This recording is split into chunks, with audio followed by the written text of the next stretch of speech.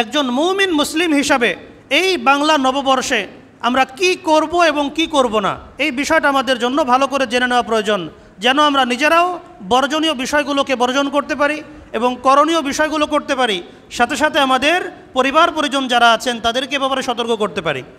আমরা প্রথমে বর্জনীয় বিষয়গুলো আলোচনা করে নেই। কথিত মঙ্গল শোভাযাত্রায় অংশগ্রহণ করা থেকে বিরত থাকা এবং নিজের পরিবার পরিজনকেও এর থেকে বিরত রাখা। এই যে মঙ্গল শোভাযাত্রা, এখানে নানান ধরনের শিরকি কর্মকাণ্ড হচ্ছে, নানান ধরনের অশালীন কর্মকাণ্ড হচ্ছে এবং নানান ধরনের পাপাচার এতে যুক্ত হয়েছে। এই যে আমরা দেখি পাপ মুক্তির আশায় নতুন বছরকে বরণ করা হয় নানান ধরনের মূর্তি দিয়ে। আমরা জানি মূর্তি ইসলামে হারাম এবং মূর্তি এটা শিরকের অন্যতম উপকরণ। নানান ধরনের মুখোশ পরা হয়, পেঁচার মুখোশ পরে, বাঘ সিংহের মুখোশ পরে, হাতি ঘোড়া বানিয়ে নিয়ে আসে। এই যে কার্যক্রমগুলো, এগুলো শিরক। পাপ মুক্তির আশায় প্রতীক বহন করা এটা শিরক। এবং এখানে নানান ধরনের গান বাজনার আয়োজন থাকে, নারী পুরুষের অবাধ মিলামেশা থাকে। এই বিষয়গুলো বড় ধরনের কবিরা গুনাহ। পর্দার বিধান যদি লঙ্ঘন করা হয়, গান বাজনা যদি করা হয়, তাহলে সেখানে কোনো মুসলমান অংশগ্রহণ করতে পারে না, কারণ আল্লাহ রাব্বুল আলামিন এই বিষয়গুলোকে নিষেধ করেছেন, ইসলাম এগুলোকে অ্যালাউ করে না। 2 নম্বর বিষয় হলো হিন্দুয়ানি কৃষ্টি কালচার থেকে বিরত থাকা এবং বিজাতীয় যাবতীয় সংস্কৃতি থেকে নিজেদেরকে দূরে রাখা। এগুলোর মধ্যে হিন্দুয়ানি কৃষ্টি কালচার ব্যাপকভাবে অনুপ্রবেশ করেছে। আল্লাহ রসুল সাল্লাল্লাহু আলাইহি সাল্লাম ইরশাদ করেছেন, মান তাশাব্বাহা বিকাউমিন ফাহুয়া মিনহুম। যেই ব্যক্তি যেই জাতির সাদৃশ্য গ্রহণ করবে সে ওই জাতির অন্তর্ভুক্ত বলেই বিবেচিত হবে। যে ব্যক্তি যে জাতির সাদৃশ্য গ্রহণ করবে সে ওই জাতির অন্তর্ভুক্ত বলে বিবেচিত হবে। তো ভাই, আমাদের এই পহেলা বৈশাখকে সার্বজনীন উৎসব বলা হচ্ছে, অথচ এর মধ্যে সিংহভাগই হিন্দুয়ানি। নাম দিয়েছে সার্বজনীন, কিন্তু কাজে হিন্দুয়ানি। তো যদি আমরা সেখানে যাই, যদি মুসলিমরা সেখানে যান এবং এগুলোতে অংশগ্রহণ করেন, তাহলে ইসলামের সাথে সাদৃশ্য হলো নাকি হিন্দুদের সাথে সাদৃশ্য হলো? হিন্দুদের সাথে।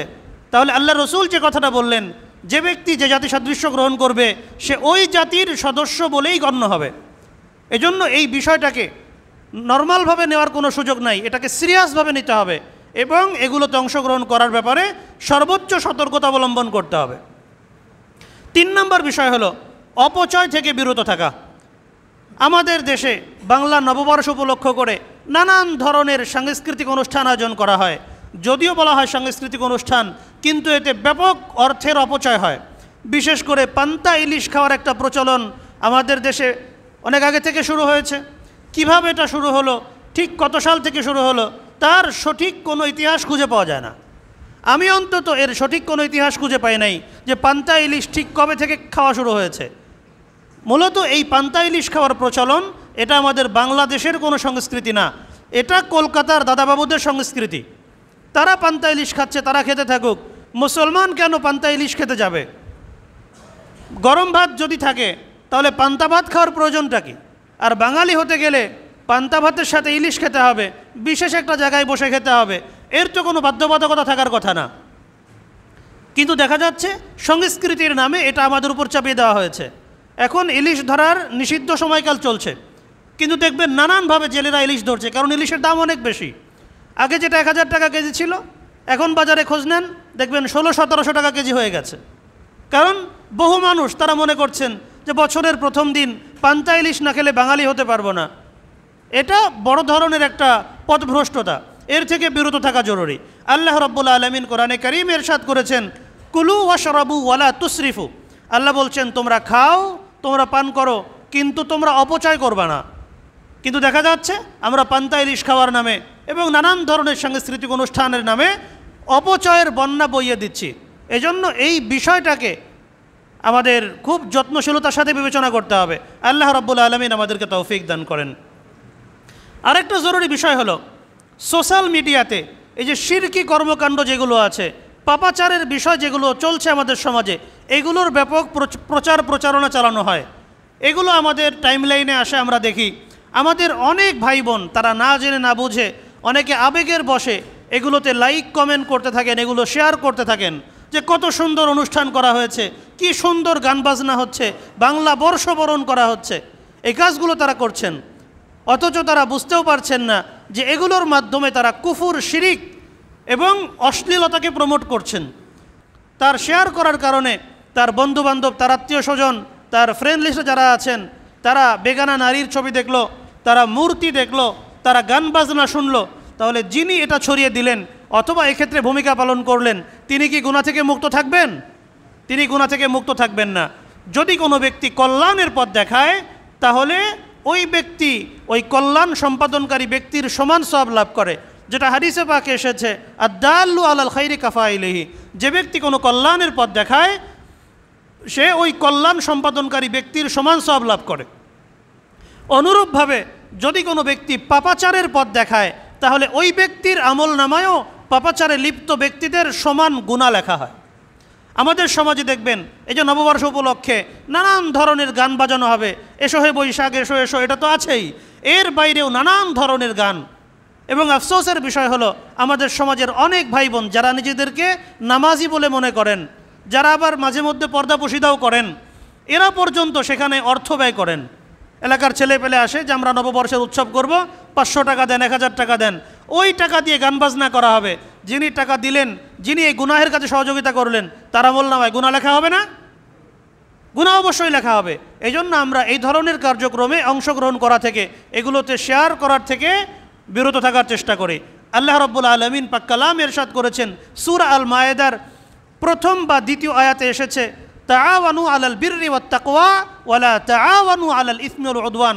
তোমরা কল্যাণের কাজে একে অন্যকে সহযোগিতা করো, গুনাহের কাজে, পাপাচারের কাজে একে অন্যকে সহযোগিতা করো না। এজন্য এই বিষয়টা আমরা ভালো করে বুঝে নেওয়ার চেষ্টা করি। তাহলে আমরা কি করব? আমাদের করণীয় বিষয়গুলো কি কি, আমরা এই পর্যায়ে জেনে নেওয়ার চেষ্টা করি। আমাদের বেশ কিছু করণীয় বিষয় আছে। সর্বপ্রথম করণীয় বিষয় হলো, আমরা আমাদের জীবনের হিসাব নেওয়ার চেষ্টা করি, মুহাসাবা করার চেষ্টা করি। এই যে একটা বছর চলে গেল, এই এক বছর ঈমান আমলের পথে আমার কতটুকু অগ্রসর হওয়ার সুযোগ ছিল, আর আমি কতটুকু অগ্রসর হলাম। বছর তো একটা চলে গেল ভাই, নতুন বছর এসেছে, এটা খুশি হওয়ার কোনো বিষয় না। এভাবে চিন্তা করা দরকার যে আল্লাহ রাব্বুল আলামিন আমাকে যে হায়াত দিয়েছিলেন, আমার হায়াত থেকে একটা বছর বিদায় হয়ে গেল। আমি তো জানি না যে আমার হায়াত কতদিন।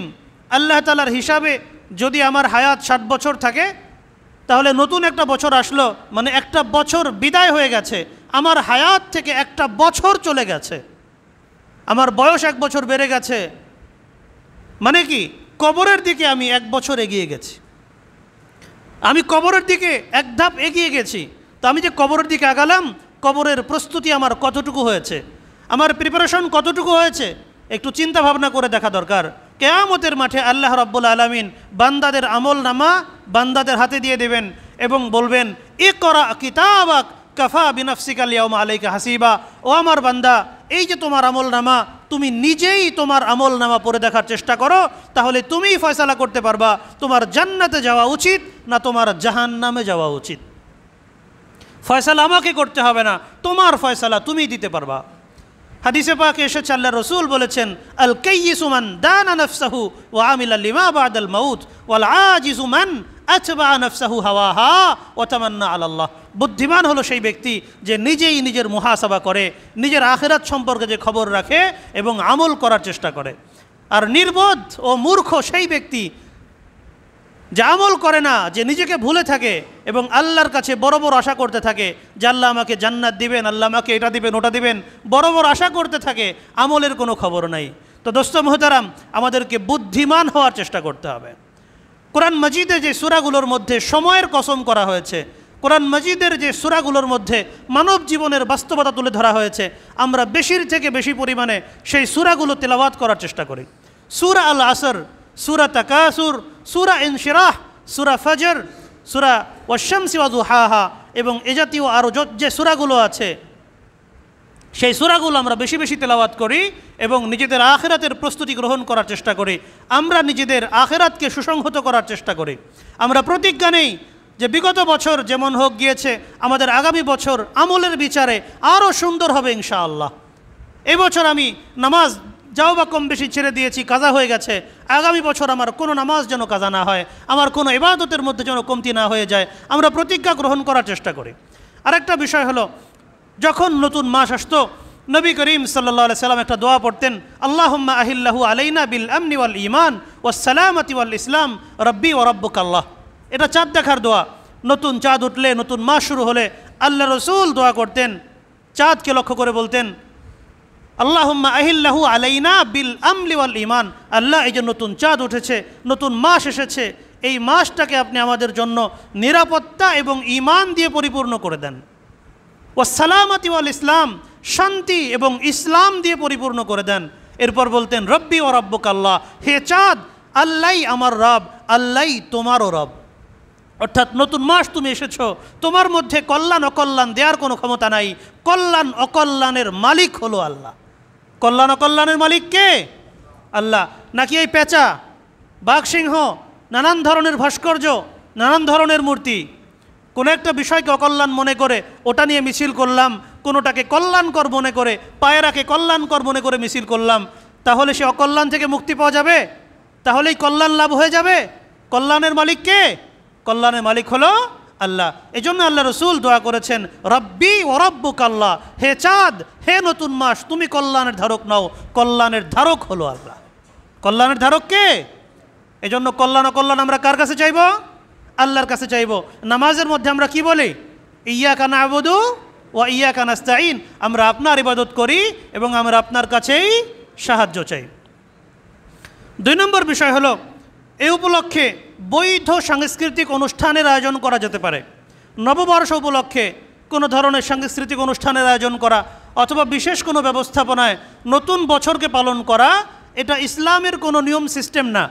কিন্তু যেহেতু আমাদের দেশে এর প্রচলন শুরু হয়ে গেছে এবং এটাকে কেন্দ্র করে নানান ধরনের অনইসলামিক কার্যক্রম হচ্ছে এবং এই দিনটা একটা সরকারি ছুটির দিন, এজন্য আমরা বিকল্প হিসাবে ইসলামী সাংস্কৃতিক অনুষ্ঠান আয়োজন করতে পারি। হামদ নাচের মাধ্যমে, বাংলা ভাষা ও সাহিত্যের ইতিহাস আলোচনা করার মাধ্যমে এবং ইসলামী সাংস্কৃতিক অনুষ্ঠানের মাধ্যমে এই দিনটাকে আমরা উদযাপন করতে পারি। এতে ইনশাআল্লাহ কোনো সমস্যা নাই, কারণ আমরা এটা করছি নববর্ষ পালনের জন্য না, বরং আমাদের সমাজে নববর্ষ পালনের নামে যে কুসংস্কার শুরু হয়েছে ওর পাল্টা প্রতিরোধ হিসাবে যদি আমরা এটা করি, তাহলে এর মাধ্যমে অনেক মানুষ ওই কুসংস্কার সম্পর্কে জানতে পারবেন এবং তারা সঠিক ইসলামী ধারায় ফিরে আসতে পারবেন। এই জন্য এটা করা। সাহাবায়ে কেরাম, তাবেঈন, তাবেঈন, তারা এই ধরনের কোনো অনুষ্ঠান করেন নাই, কারণ তাদের সময় এই ধরনের কুসংস্কার ছিল না। আমাদের সময় যখন এখন তৈরি হয়ে গেছে, এজন্য আমরা একটা ব্যবস্থা নিতে পারি, এতে আশা করা যায় কোনো সমস্যা নেই। 3 নম্বর, এই দিনে আমরা আমাদের স্ত্রী পরিজনকে, বিশেষ করে আমরা আমাদের বাচ্চা কাচ্চাকে সময় দিতে পারি। যেহেতু সরকারি ছুটি থাকে, এজন্য আমরা যদি আমাদের পরিবারকে সময় দেই তাহলে সেটা অনেক বড় ইবাদত হবে। স্ত্রীদের সাথে সময় কাটানো, নিজের বাচ্চা কাচ্চার সাথে সময় কাটানো, এটা অনেক বড় একটা বিষয়। বাচ্চা কাচ্চার অধিকার মা বাবার কাছে, যে মা বাবা তাদেরকে সময় দেবে, তাদের সাথে গল্প করবে, তাদের সাথে সময় পার করবে, এটা বাচ্চাদের অধিকার। এবং এই সময় আমরা বাচ্চাদেরকে অনইসলামিক কার্যক্রমের ব্যাপারে সতর্ক করতে পারি এবং ইসলাম কি শেখায়, আমাদের সমাজে প্রচলিত যে ফিতনাগুলো আছে এ ব্যাপারে তাদেরকে আমরা তামবিহি করতে পারি, তাদেরকে সঠিক গাইডলাইন আমরা দেওয়ার চেষ্টা করতে পারি। তাহলে আমাদের পরবর্তী প্রজন্ম তারা সঠিক ইসলামী ভাবধারায় বেড়ে ওঠার সুযোগ পাবে। 4 নম্বর, আমাদের যাদের বকেয়া আছে, আমাদের অনেক ভাই আছেন যারা বিভিন্ন দোকানে বাকি খেয়েছেন, অর্থনৈতিক সংকটের কারণে অনেককে বাকি খেতে হয়, আবার অনেকে এমনিতেই বাকি খান এবং মাস শেষে একসাথে বিল পরিশোধ করেন। তো আমাদের অনেক ভাই আছেন যাদের মাসের পর মাস চলে যাচ্ছে, তারা দোকানের বকেয়া পরিশোধ করছেন না। তো আমরা এই সুযোগে আমাদের বকেয়াগুলো পরিশোধ করে দিতে পারি। আমাদের গ্রাম বাংলায় হালখাতা হয়, শহরেও বিভিন্ন দোকানে হালখাতা হবে। তো আমরা আমাদের দেনাগুলো পরিশোধ করে দেওয়ার চেষ্টা করব। দেনা পরিশোধ করে দেওয়া এটা অনেক বড় ইবাদত, অনেক বড় ফজিলতের জিনিস। 1000 টাকা দান করার চেয়ে 1 টাকা ঋণ পরিশোধ করা সেটা উত্তম।